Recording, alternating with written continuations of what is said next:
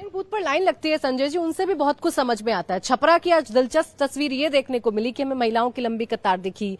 यादव और जो पिछड़ा समाज वाला एरिया है वहां पर भी हमें मुस्लिम एरिया खूब लंबी लंबी लाइनें दिखी, लेकिन जो सवर्ण वाले बूथ हैं वहां हमें लाइनें नहीं दिखी जो मतदाता हैं। तो इसके क्या मतलब निकाले?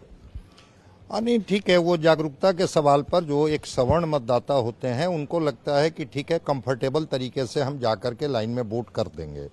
लेकिन अब इस तरह से तो बहुत मैंने नई चीज़ों को ऑब्जर्व किया है। लेकिन हाँ, जो महिला मतदाता और फर्स्ट टाइम वोटर, उनको मैंने देखा कि थोड़ा उनके अंदर में उत्साह था। और वो उत्साह जो था, वो जो नीतीश कुमार के बारे में बार बार हम लोग कह रहे हैं कि वो जो 36% टीबीसी वोटर और जो एक महिला कंस्टिट्यूएंसी जो नीतीश कुमार ने अपने से ये किया है, वो पूरी तरह से मुझे देखा कि काफ़ी वो सक्रिय हैं। उनके चेहरे पर जो चमक दिखी, वो बात कर रहे थे। जब उनसे पूछा गया कि क्या विकास की रोशनी आप तक पहुंची है, महिलाओं से पूछा गया कि क्या वो राशि आपके खाते में आई, तो देखे कि हाँ, मेरे खाते में राशि आ गई है। हम और बेहतर चाहते हैं और हम चाहते हैं कि हमारी तरक्की हो। तो छपरा, सिवान, गोपालगंज की बात अगर हम लोग करें, जहां पर आप इशारा कर रही हैं, तो कई क्षेत्रों में अब ऐसा नहीं है। मैं आज देखा, केंद्रीय मंत्री कभी रहे थे राजीव प्रताप रूढ़ी, अभी तो छपरा के एमपी हैं।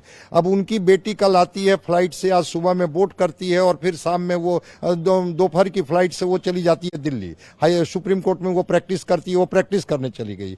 ये जो उपस्थिति, ये प्रेजेंस जो हुआ है, इसको लेकर के मैंने देखा कि वो बताने की कोशिश कर रहे थे कि देखिए अब कितना एक्सेस हुआ है बिहार में, कि दिल्ली से लोग आकर के अपने गांव में वोट डाल करके और फिर वो दिल्ली पहुंच जा रहे हैं और अपना प्रैक्टिस में वो शामिल हो जा रहे हैं।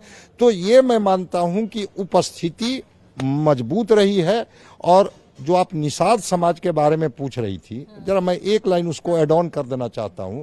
निषाद समाज ट्रेडिशनली एनडीए के साथ रहा है। ठीक है, उनके नेता मुकेश सहनी हैं, उनको डिप्टी सीएम का उम्मीदवार बना दिया गया, इसलिए वो इंडिया गठबंधन के फोल्ड में चले गए हैं। लेकिन आज फारबिसगंज में प्रधानमंत्री ने भी अपने भाषण में इसका जिक्र किया कि ठीक है भाई, राम से आपको परहेज है, लेकिन अयोध्या में जाइए, निषाद का भी मंदिर है, शबरी का भी मंदिर है और वहां पर वाल्मीकि का मंदिर है। मतलब उस समाज को अपने साथ कनेक्ट करने की बात उन्होंने कहा है कि भाई, निषाद की दोस्ती तो राम से रही है, आपकी दोस्ती तो कहीं और से रही नहीं है। तो इसको कनेक्ट करके बताने की कोशिश कर रहे थे। लेकिन मुकेश सहनी की वजह से निषाद समाज छिटका है। निषाद समाज जो है वो मुकेश सहनी को नेता मान चुका है। उनके लीडरशिप के एस्टेब्लिशमेंट में मुझे कोई डाउट नहीं है, इसलिए उसका वोट फ्रैक्चर्ड होगा या मुकेश सहनी के साथ जाएगा। एक तस्वीर जो मैंने देखी, जो जिस सीट की मैं चर्चा भी करने जा रही थी, वो सीट है महुआ की सीट। बहुत लोग कह रहे थे कि तेज प्रताप के लिए मुश्किल है। तेजस्वी पहुंच गए, तेजस्वी ने प्रचार किया कि पार्टी बड़ी होती है, कोई नेता बड़ा नहीं होता है। आज जब मैं महुआ में घूमी तो महिला से लेकर, बुजुर्गों से लेकर, यादवों से लेकर और मुस्लिम, सब तेज प्रताप का नाम ले रहे थे। तेज प्रताप ने जो काम किया, मेडिकल कॉलेज, सब उसकी बात कर रहे थे। तो क्या तेज प्रताप की नैया यहां से पार हो जाएगी? तेज प्रताप का मजबूत होना ये बता रहा है कि वहां बीजेपी दो भाइयों की लड़ाई में सीट निकाल सकती है। देखिए, महुआ में बहुत पहले से हम देख रहे थे, पिछले 1 महीने पहले भी एक हमारी सहयोगी वहां गई थी और जब वो लोगों से बात कर रही थी तो उसको देखकर ये साफ तौर पे लग रहा था कि तेज प्रताप का वहां मेडिकल कॉलेज बनाना, ये सबसे बड़ा मुद्दा वहां के लोगों के लिए था। सिर्फ और सिर्फ एक मुद्दा, जो मेडिकल कॉलेज है, उसकी चर्चा हर आदमी वहां करता है। और आज भी वहां आप गई थी तो आपको लोगों ने बताया होगा, उस मेडिकल कॉलेज की चर्चा हर कोई करता है।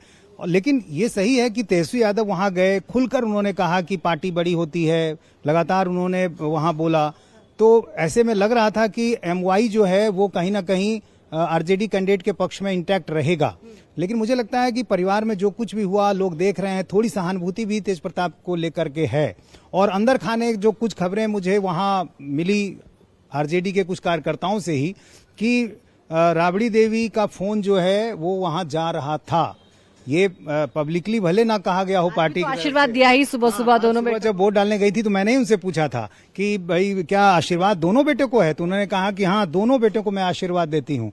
तो परिवार देखिए निश्चित रूप से चाहता है, रोहिणी हो, मीसा हो, हर किसी ने कहा कि हम जीत का आशीर्वाद देते हैं, हम चाहते हैं कि वो भी अच्छा रहे, खुशी रहे।